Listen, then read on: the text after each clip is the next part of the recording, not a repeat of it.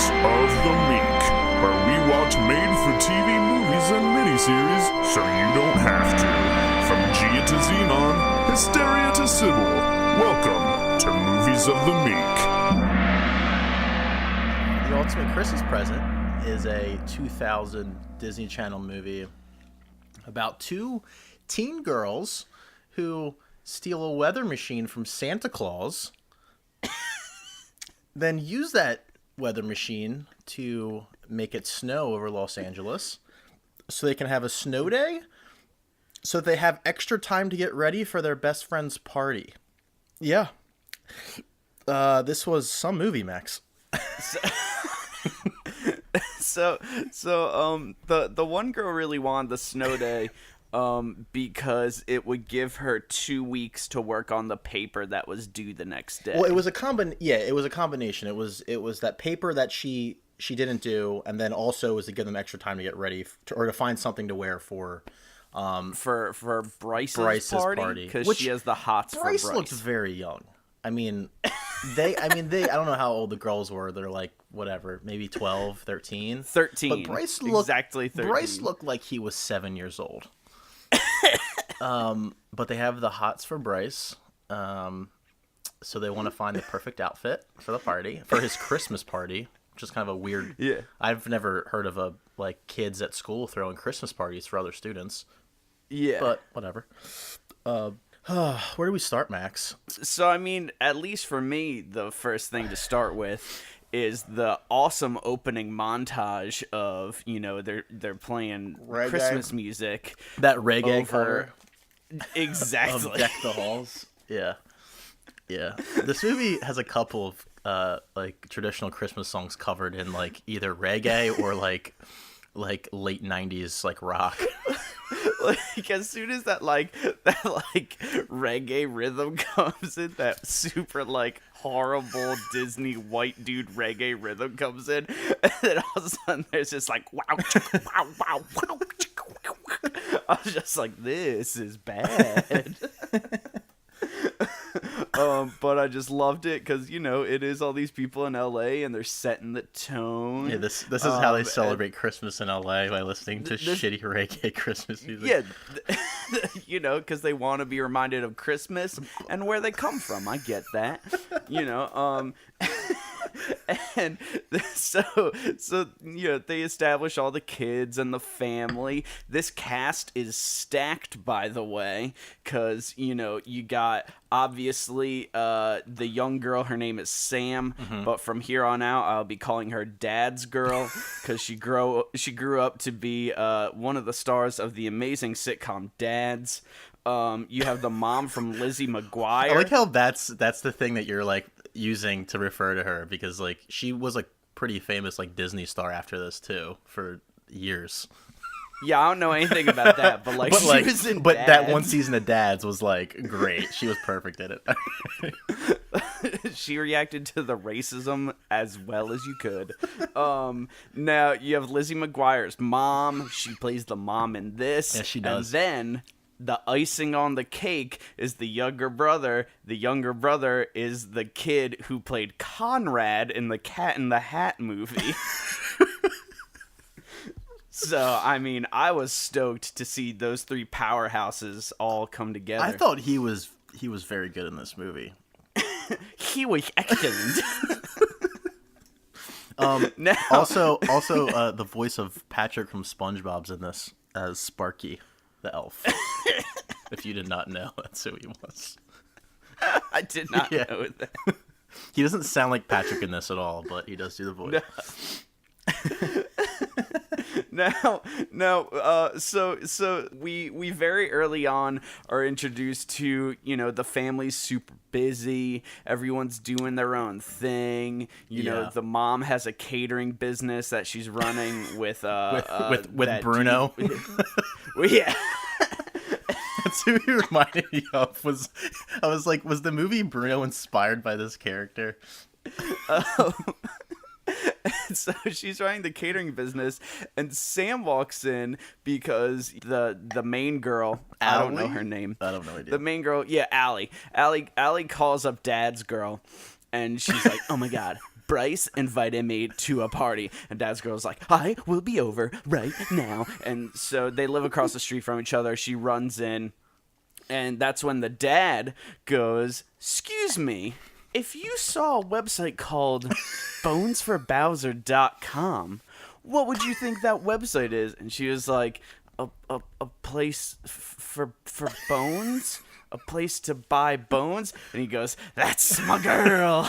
And then he hugs her.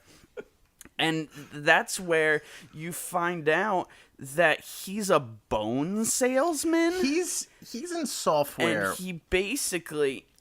I wouldn't label him as a bone salesman. Well, no, because that's the thing, is that his business trip that he's going on is looking for funding for this Bones website, which has, and I quote, 100 varieties of bones. Mm-hmm. I mean, they were getting in... Did he have a stockpile of bones somehow? I didn't know there were 100 varieties of bones. Is he talking about 100 varieties as in they're from different types of creatures? Or does he mean that they're different parts of the bodies of one creature? Well, I don't think dog bones are from actual animals anymore. I think they're fake, right? Which brings up the other thing. If you have a website for buying bones, wouldn't you want it to be more medically based as opposed to dog toy based? I don't know. I mean, this was early internet days. This is 2000. I mean, I don't know. I'm sure there's plenty of websites now that sell dog bones, Max. But that's what I'm leaning into, is the fact that you're saying that they're probably not for dogs.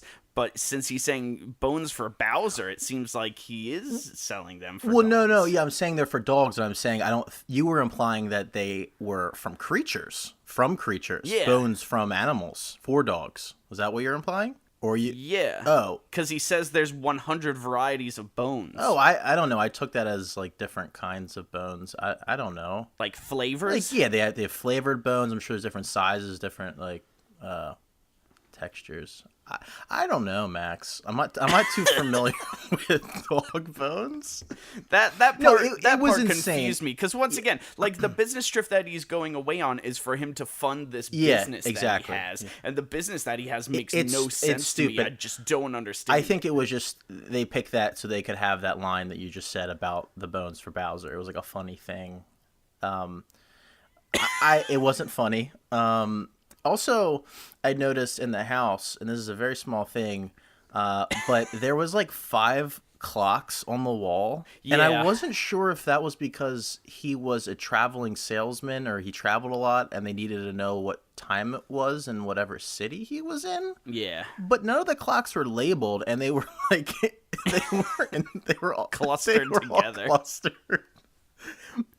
And it's also like the year 2000, and there is the internet, and you know what I mean? Like, I don't think you need whatever. It was a small little detail. I thought was funny. And so let's get past the dad. Let's get past the bones. So they go to school, and then they're trying to establish Allie's character, and so there's the thing where the teacher's like, so Allie, did you fucking do your test yet? Did you do your paper? And she's like, oh yeah, it's the greatest assignment that I've ever done ever. And then she basically just starts improvising this paper that she wrote. And one of the questions that I had was, is the teacher questioning her because she never turns in her work? Or is it just because the teacher doesn't like how little effort she puts into it until the last minute, but somehow still gets good results? It just seemed like a weird thing. I understand that it establishes, like, that Allie's kind of like a slacker. She's like a smart slacker. Like, she's able to get by, but she waits the last minute. She has no discipline. And because of her kind of jumping into things and just kind of like just doing things kind of sporadically, it causes her to be put in these strange situations, which is why, of course, it makes sense that when they stumble upon a machine, that they would just take it. Just steal it. Now, that brings us to, so when class is dismissed, they leave, and they decide to take a route that they've never For the taken first before. time, yeah. And so they get lost. Yeah, they lost in the woods. And which brings me to the question, so they come upon this hut in the middle of the woods, and they're like, what's that old man doing? And the old man's just pissed. He's like, why isn't this machine working? Throwing God, shit and fucking he's just so mad.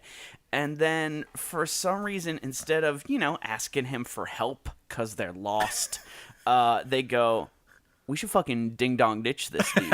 Because, dude, she's sporadic, Max. Like, And it's just like, why would you do that if you're lost? Like, you need to get home. but she doesn't. They don't even do the doorbell. They don't even ring the doorbell. He gets so angry he throws this machine out into the trash, this heap of trash. And Allie's just like, fuck it, let's steal it. This is a perfect Christmas present. So they steal it. Yeah. And they get back to their house. Yeah. Allie's house. And that is, of course, when they get back, is our first introduction to Ruben, my boy. And then they go upstairs, and they instantly start using the machine, and there's a sick CGI cloud.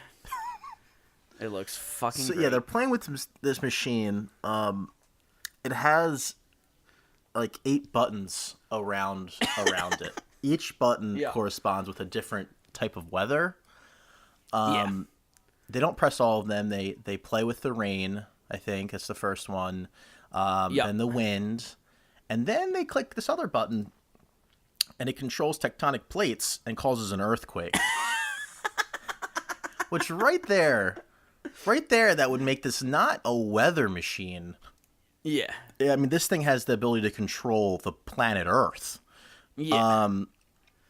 I also had a note about I have that. a couple of questions about the whole machine and the thought behind making the machine. I do as well. Okay, so I'm sure we'll spend a lot of time talking about that, and we can do it right now. But so they do the earthquake, and there's a funny line. I don't know who says it, but someone says, "Well, that's just traffic," and then I think it's the assistant, the catering assistant, Ruben. He's like, "That's what they said in the quake of '49." I was like, okay, were you alive in 1949? He said 93. Oh, he said 93? Yeah. Oh, shit. Okay. Whatever.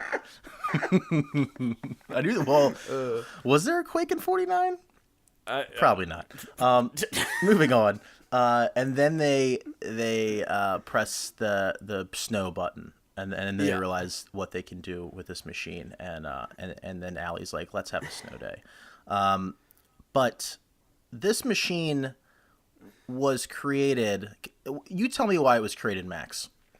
So Santa says that it was created with the intention of the whole world just getting beautiful, white, fluffy snow for one day, so that you could look outside and just really take some time to really just enjoy the way life is. And just take a moment of relaxation and admire everything. Which is a nice thing to do, right? But what does he make instead? He makes a machine that could destroy the Earth.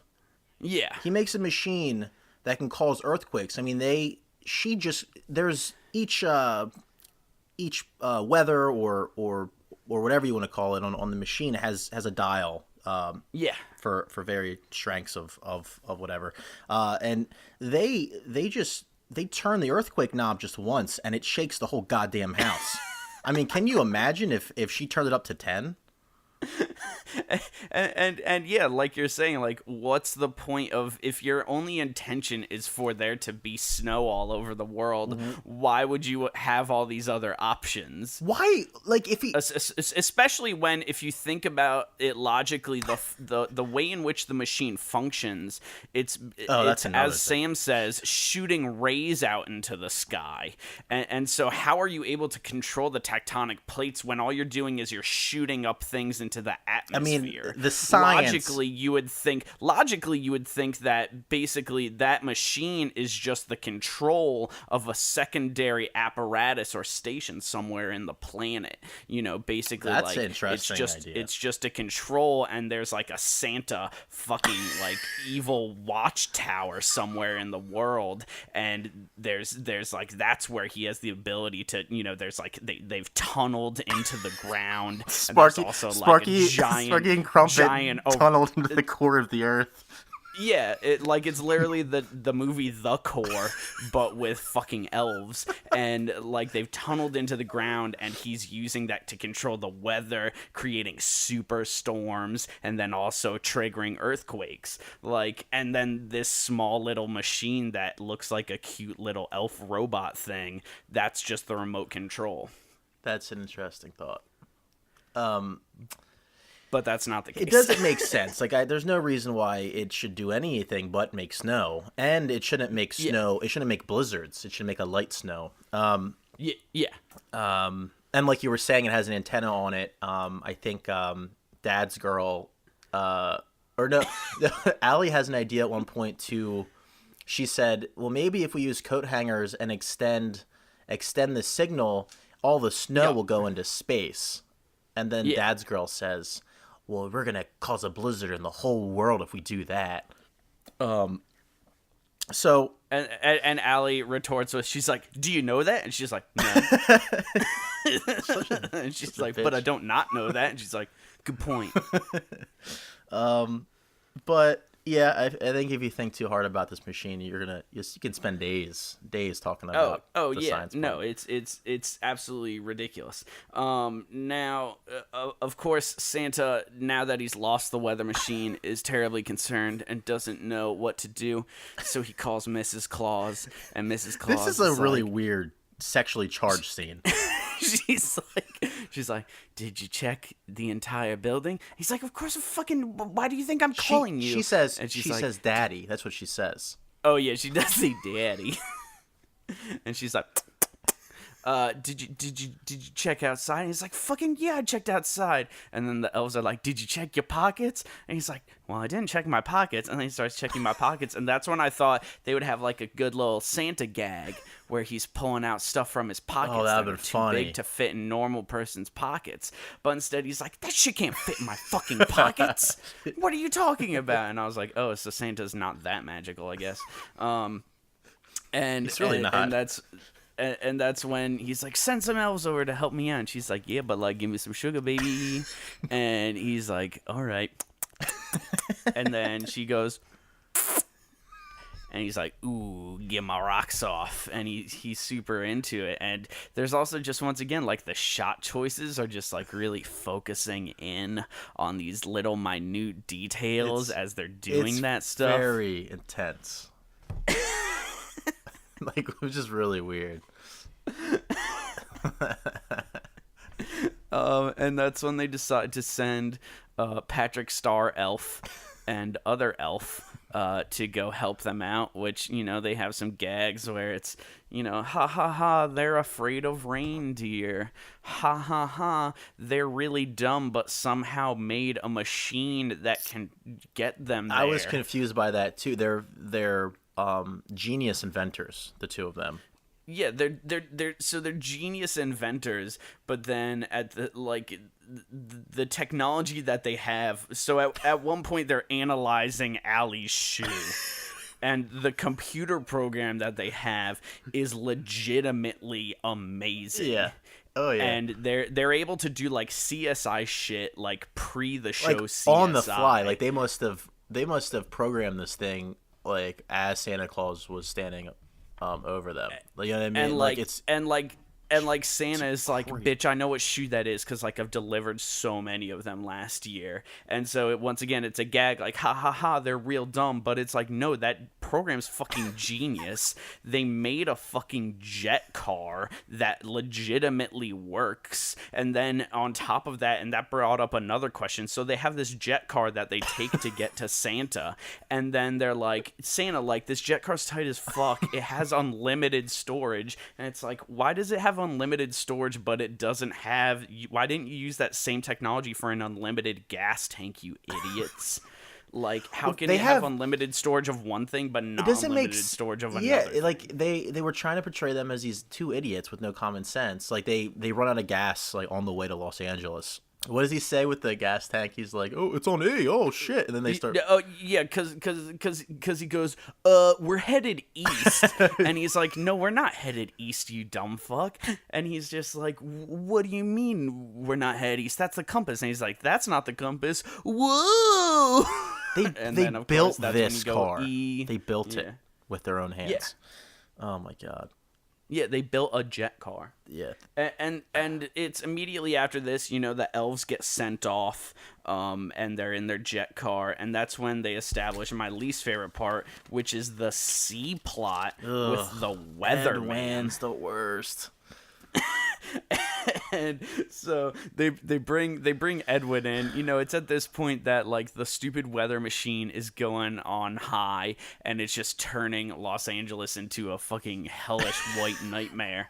And the machine is on high, and they bring Edwin in, and they're like, "Hey, dude, like it's time for the weather." And I don't know, maybe Edwin sleeps inside of a room with no windows because he for some reason doesn't know that it's snowing. He has no idea. And he walks up to the desk like in a daze, and he's just like, "And as usual, it's another sunny day, and it's gonna be a sunny day for the next 3 days." And they hand him a note, and he's like, "They handed me a note saying that it's snowing, but I assure you, everyone, this is a joke." And he crumples it up and throws it onto the ground, and he's just like, "There will be another 5 days of beautiful sunshine." And they uncrumple the note and put it back in front of him. They don't tell him anything. They just put the note back in front of him, and he's like, "I already crumpled up this note. I will do it again." And he crumples it up and throws it to the ground again, and they're like, "We assure you it is snowing." And he's like, "It is not snowing." And so they throw a snowball at him. I like how that convinces him, though. And that convinces him. And that's also like, I don't know how much experience you have with daily weather shows or daily news shows, but there is a news broadcasting station right next to my work. And fun fact, your news broadcasting station normally has glass panels so that everyone that's there cannot want to die and look out into the world. And so, fun fact, he should have been in a position where he could have seen the goddamn weather. Made no sense. No, I mean the whole C plot makes no sense, Max, and I didn't enjoy 1 second of it. I hated it. No, same. Yeah. Like it was unneeded. Like we already have this fucking blizzard that's raging. We don't need another fucking. I mean, they were trying to set him up, I guess, to be like another like an antagonist. Kind of, not even like I don't know. He tries to steal the weather machine at the end of the movie, towards the end of the movie. Yeah. So they spend like half the movie just making sure the audience knows that he's kind of like a depressed, boring weatherman, and everyone thinks he's boring. That's another thing they keep saying throughout this whole movie is that he's so boring. Everyone keeps telling him, "You're the worst weatherman ever," and everyone has him on their fucking TV the whole movie.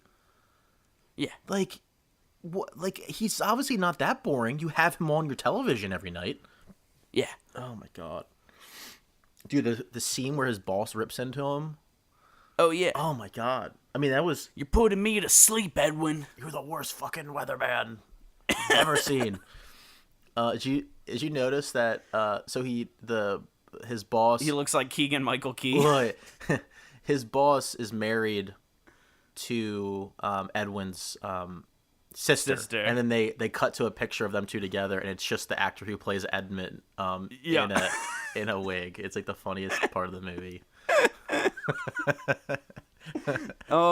So now there's two things that happen after this, and they're super fucking weird. Now, one is, and this brought up a question, a major question to me, Okay. which is, do the parents in this universe know that Santa Claus exists?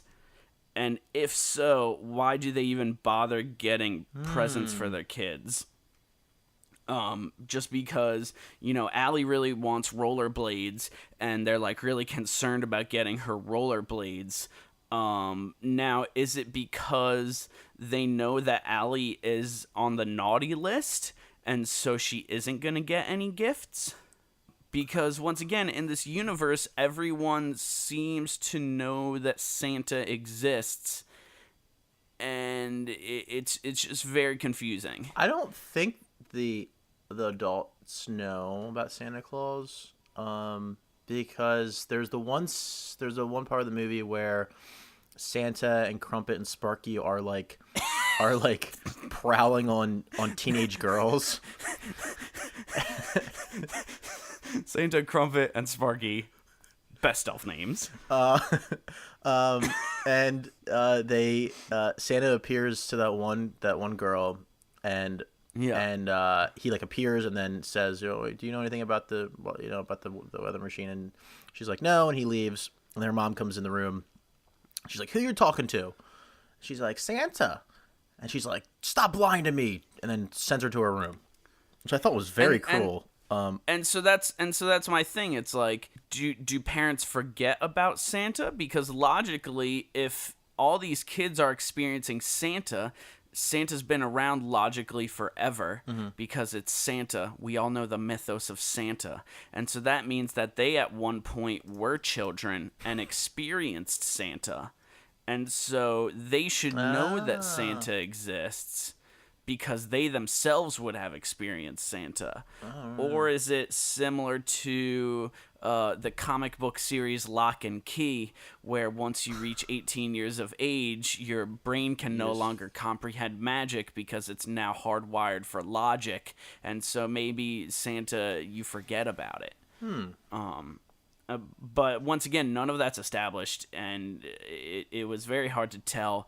And then the sequence that you're talking about starts off with one Secret Agent Man playing, and then Santa comes out with some sick fucking shades on, and it's just like Santa and his boys, and they're all wearing like sick Christmas hoodies, and once again, Santa's got fucking shades on, and he is just fucking prowling on the town. You could say they look cool, or they look really creepy, Max.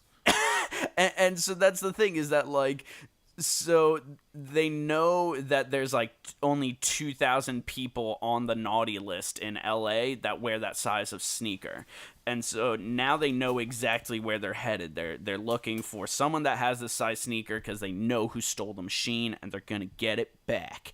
And so this gets into what, in my opinion, is like the weirdest and rapiest scene, which is them just like showing up to all these girls, and they're just like, hey, are you a naughty girl? Hey, we're trying to find this machine. Did you steal my machine? They're like, no, Santa. It's like, we'll get out of your room then. And then they leave, and it's just like, it's so intrusive and so weird. Because Santa and the elves know things about all the kids on the naughty list. And so they're saying things about their lives that only they would know. It's really weird, and we find out that over the course of like an hour, they fucking went up to like 230 little girls. Yeah, it's a very disturbing scene. Yeah, but the song "Secret Agent Man" made it very fun at the same time. So I'm glad they included that.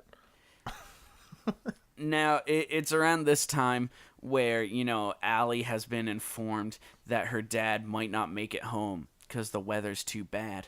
And the weather has spread now throughout the world because they haven't turned the stupid machine off. And it's like, yeah, why didn't you shut this machine off earlier? Well, they tried, right? And then it like turned back on. Well, no. Like once she finds out that her dad probably can't make it home, that's when she's like, "Oh shit, right. this machine's been running." Yeah, then she shuts. Yeah, she just forgets about it. And so she decides to shut the machine. They do shut the machine off, and they're like, "Okay, thank God, like it's shut off." And then it just kicks back on later, and they're like, "Oh shit." And that's where Dad's girl actually uses the same logic that I had, where I was like, why don't you just put it in like a basement or like a box, or confine it anywhere where it's not just shooting its quote unquote rays out into the sky. And so they decide to, you know, go get a box for this thing, and that's that's when there's this really weird heart to heart moment. It's like you find out that Dad's girl's dad is dead. Yeah. And that was weird. That's a little weird. She's like, "Do you want to talk about it?" Yeah, and she was just like, "Yeah, but no." And yeah, and Santa shows up and once again is super creepy, and he's just like, "Oh, I know everything about you, Dad's girl. I know that you like to dance and sing by yourself, and you fantasize about this." And she's like, what? No, I don't." And he's like, "Yeah, I know every dream you've ever had and ever will have. I watch you all the time." And then he turns over to Allie, and he's just like, "Yeah, you fantasize about being married to Ricky Martin." And so, you know, at this point when he's interrogating them basically with his two little elf buddies, that, you know, are not little, they're giant, and joke. everyone points that out, and that's the joke. At that same time, the C plot has now entered and intersected with the A and B plots, and so the weatherman, who was using his own technology, which is absolutely incredible, and he should have made a lot of money because he's able to pinpoint the origin of the storm down to the exact address. I love how that process, like, he has like a whole like chemistry set at his desk. And part of the process of determining the location of the storm is just melting a snowflake into a beaker. like that just makes water. Blue liquid, yeah. Blue liquid that's boiling, and he just dumps a snowball into it, and he's like, "Huh, all right." Then he waits for 2 days, and he has the exact location of the storm. Yeah, knows exactly where it is. Yeah. So he shows up at the house, and his entrance is pretty funny. The whole, like, everything he says to Lizzie McGuire mom is fucking amazing. He just acted super creepy. Yeah, like super creepy. And you know, it's at this point we have like 4 people basically after the machine. So the girls are trying to get the toolbox to store it. Santa's trying to get it with his elves. The little brother thinks that it's his Christmas present, and he really wants to know what his Christmas present is. He's gonna check it out. And then Edwin really wants it because he, I don't know, wants to be the best weatherman in the world. By controlling the weather is what he says, which is insane. And so yeah, he stupid gets there, and then he steals it because he says he can use it to control the weather. And it I honestly, like, towards this section of the movie was just real confused as to where they were and what was going on, because so many things kind of happen so fast towards the climax. Mm-hmm. Like, they're in like a factory. Well, he steals a snowmobile to get to Allie's house to steal, to get the weather machine. And that's kind of like, I don't understand where they are located in Los Angeles, because it looks, they're like in on some kind of main street, which is where this factory is, which looks nothing like Los Angeles, but whatever. So they return to that main street, or he does, with the weather machine, and crashes into the guy who he stole the snowmobile from steps in front of the snowmobile as he's driving it, and he crashes into a candy factory. Okay. And then they chase Santa Claus, and the girls and the elves chase him through the candy factory. Cause that whole set was just so otherworldly looking in terms of lighting. Yeah, it was a really weird. It didn't match with anything else in the movie. It felt like it was out of a different movie. Yeah, definitely. It looked like legit like the exact same set from the beginning of the new Ghostbusters movie. Really? Like it was the same lighting and like tone and like kind of realistic, but kind of also really you could tell it's a set. That was a good movie, right? New Ghostbusters. Yeah, it was a 10 out of 10. Yeah, it was so bizarre. And, you know, they capture him. He falls into cotton candy. And that's how they get the machine from him. You know, Allie jumps and grabs it in midair. You know, she's like, she captures it so that it doesn't destroy the earth. You know, because if it breaks, who knows what'll happen, to quote shit, I didn't even think of that. Dad's Girl. Shit. Can you imagine? And so she catches it in midair, and then Edwin is captured, covered in cotton candy, which is hilarious, but then leads to a super weird scene where he's wearing like a Santa bathrobe as he's being kept as their prisoner. Yeah, they kidnap Edwin and they return to Santa's summer cabin. Yeah. I want to talk about that too. Why was Santa? I understand that he went to his summer cabin, which happens to be Los Angeles, because it was getting a little too crazy at the North Pole. Is that why he was there? Yeah, to relax and unwind and work on the ultimate Christmas present. Okay. All right. It was just okay. So he's back at the cabin and he's trying to fix this weather. He's tearing it apart. He's fucking splicing wires and all this stuff. And the zigzag and zags. And he almost gives up, and then I think one of the elves says, "Did you check the batteries?" Allie says that. And he's like, "Oh, not the batteries." And then he realizes he was not using the Santa branded batteries. He was using off-brand corroded batteries, and that's why it was not working properly. Now, did you notice the goof with the batteries? What was the goof with the batteries? When they take out the batteries, they take out 2 batteries from the machine. And he puts in 4. When they put batteries in, he puts in 4. Yeah, okay. Yeah, I didn't notice that. So it shouldn't have worked at all. Yeah. Also, I love how this machine runs on like 4 like 4 C batteries. Yeah. Like this machine that could end the world runs on 4 C batteries. But yeah, they wrap it up nicely. They fix that machine. Edwin goes into his sob story that he's always wanted to be a meteorologist, and he blah blah blah. There's no challenge in LA, and Santa Claus was like, "Well, if you're gonna be a good boy, I can get you a job. Maybe stay tuned."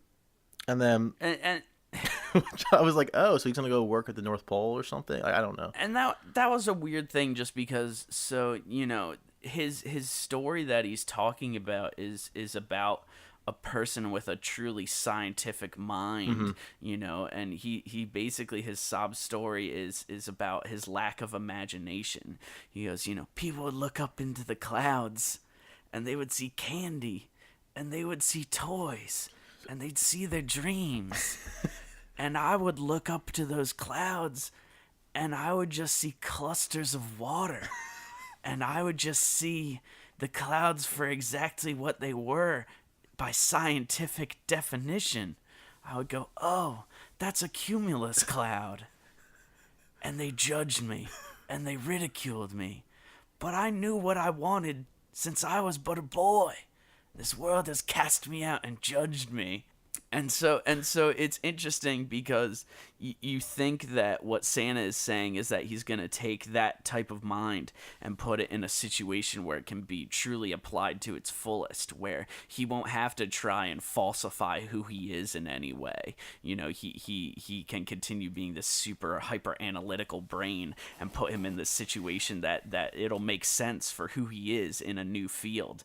But at the end of it, it shows him and he's in the Antarctic, and he's working with all these scientists, and he's like, this shit's gonna be tough. Like, this shit's gonna be the hardest shit you've ever done. We do it by the book, and it's gonna be hard as fuck, and it is cold as fuck here, and it's gonna be real difficult. And all these people are just like, this is gonna fucking rule. And then he starts doing like wave dances with his hands, and he's like, but it's gonna be fun. And it's just like, oh, so like the prerequisite for you getting this position is that you did have to change your personality from what it was. Like, if you acted like this on the weather station, you would have probably gotten It'd been promoted, fine. you fuck.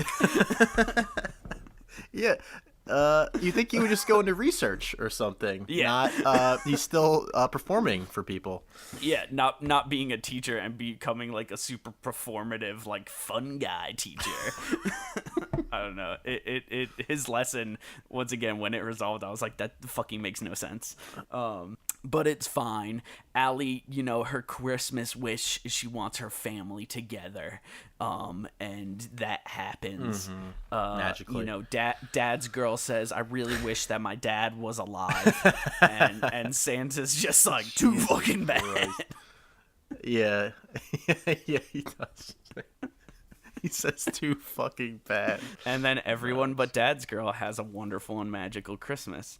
And, you know, family and togetherness is the ultimate Christmas present.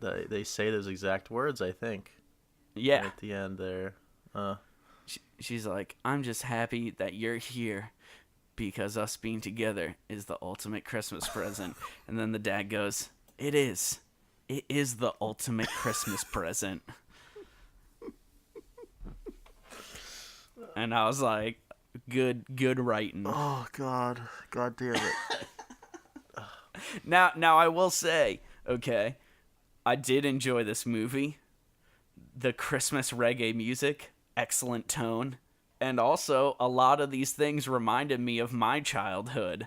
Like, the girl wanting rollerblades for Christmas. My sister wanted rollerblades for Christmas when we were kids. When they're running through the house and the mom yells, walk! That happened in my house constantly when I was a kid. I want to say, she's probably one of the best, like, TV moms ever. Like, incredible. I used to watch Lizzie McGuire when I was a kid, and she is fucking great in that show. That's the one thing that a lot of these Disney movies do get right. I mean, they don't get the science right, Max, but they do get, like, not so much with the parents all the time, but really the interactions between the siblings, they usually nail. Like, that's how, like, kids and siblings talk to each other. Yeah. Well, for the most part. So, yeah, I liked it, too. I liked the reggae music was fucking sick. Really, if they just cut out Edwin, it might be my favorite Christmas movie of all time.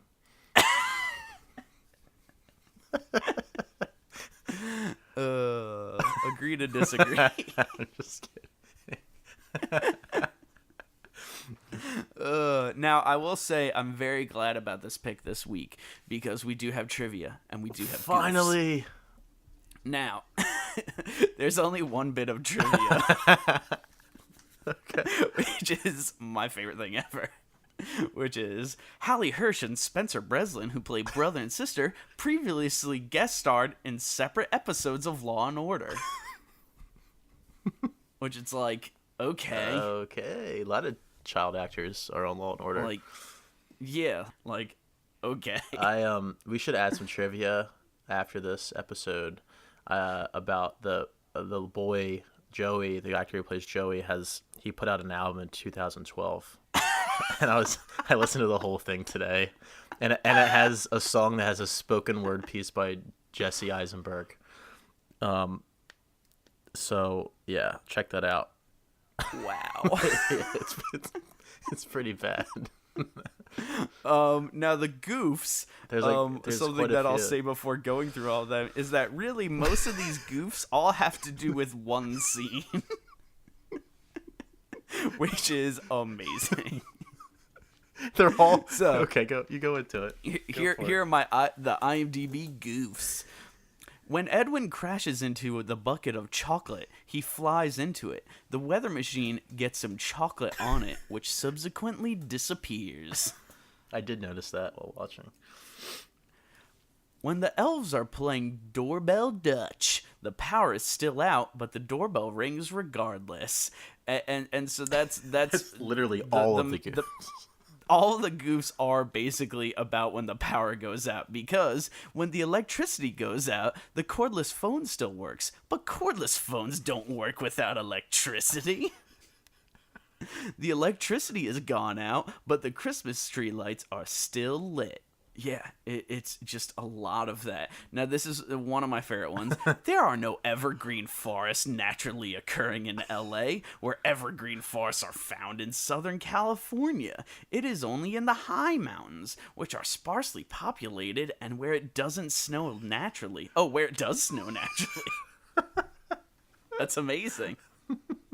The address where Allie lives is 318 South Central Avenue, right in the middle of downtown LA if you look it up on Google Maps. Not a place where you could find a suburban street with relatively new to upscale houses. That's interesting that they even used an address, like a real address.